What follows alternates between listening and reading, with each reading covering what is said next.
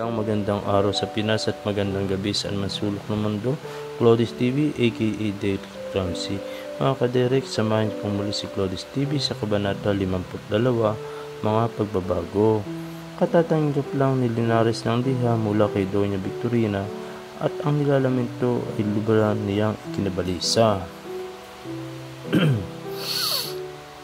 Mahal kong pinsan, sa loob ng 3 araw, nais ko makatanggap ng balita na napatay ka na o napatay na ang Alperes.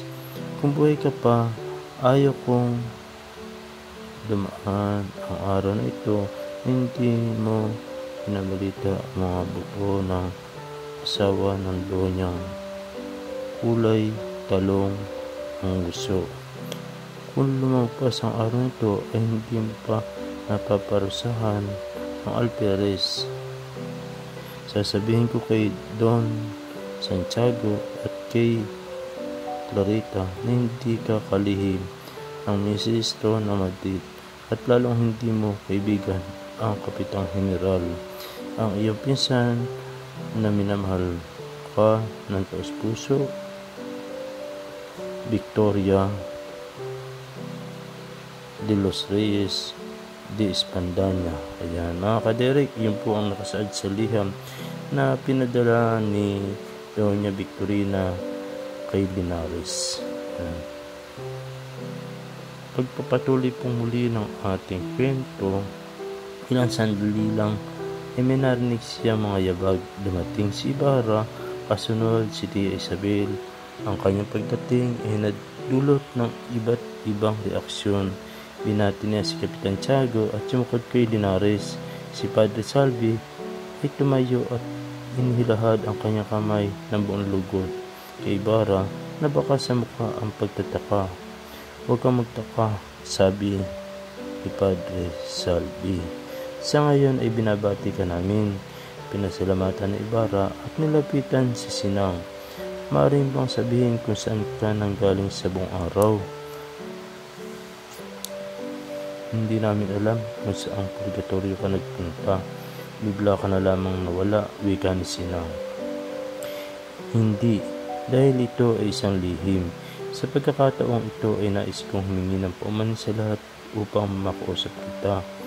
Wala kang dapat ipag-alala, maaari na kayong mag-usap. Pagsang-ayon ni Padre Salvi. Tumungo si Sinang at si Ibarra sa isang sulok ng sala at doon nag-usap. Sabi mo sa aking kaibigan, tanong ni Ibarra, si Maria Clara o si Maria ba ay galit sa akin? Hindi ko alam, ngunit nabanggit niya sa akin na kalimutan mo na siya. Nais siyang ipikasal ni Kapitan Tiago at Padre Damaso sa binatang iyon.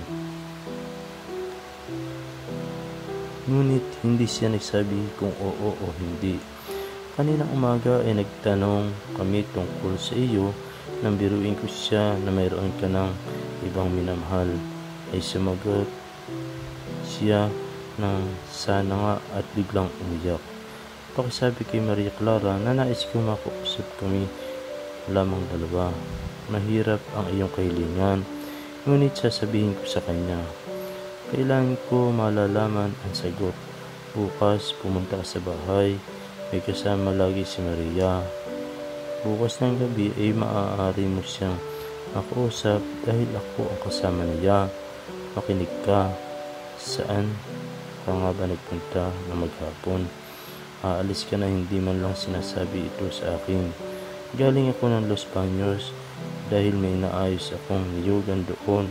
Niisip kong magtayo ng pabrika at ang iyong ama ang magiging kasoyso ko. Iyan lang ba? Bulalas ni Sinang. Akala ko pa naman, mag-ingat ka. Hindi ko pinapaalam ang balitang iyan. Maya-maya pa ay umalis si Ibarra. Ilang sandali lang ay narinig silang mga yabag. Dumating si Ibarra, kasunod si Tia Isabel. Ang pagdating ay dulot ng iba't ibang reaksyon.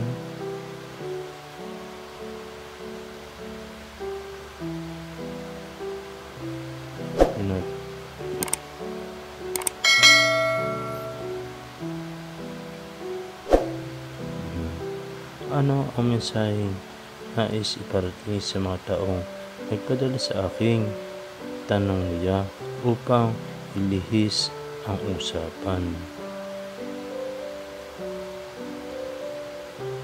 Nasabi ko na sa inyo, kinahabagan ko ang aking kalagayan. Direct, dito po nagtatapos ang pang-52 kabanata ng No Limit Angere. At kung mapapansin niyo po ang ating dinaraanan, ito po ay binabagtas po ang San Rafael, Bulacan, patungong Balagtas Exit. Ito po ay malapit ng daanan. Halos 4 lane na po ito. Kaya direct, update ko po kayo sa mga susunod po nating video. At maraming salamat po sa patuloy niyo pong pagsuporta kay Claudis TV. Ayan mga kadirect. At kung may mga tanong po kayo dito sa Gawing Bulacan, po kayo may tanong kay Claudis TV. Kung ito po ay madadaanan na papuntang Manila, siguro from San Rafael to Manila, at kung walang traffic, pinakamatagal po ay 30 minutes. Ayan mga kadirect, halos 4 lane na po yung ating daanan. Maraming salamat po muli. Claudis TV, aka Derek Ramsey. Salamat po sa patuloy niyong pagsama kay Claudis TV.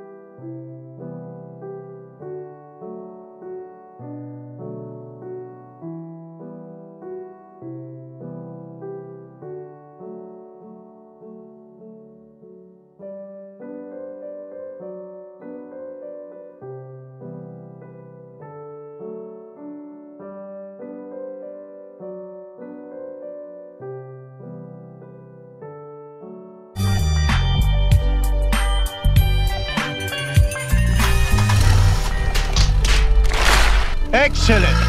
Wala na, finish na.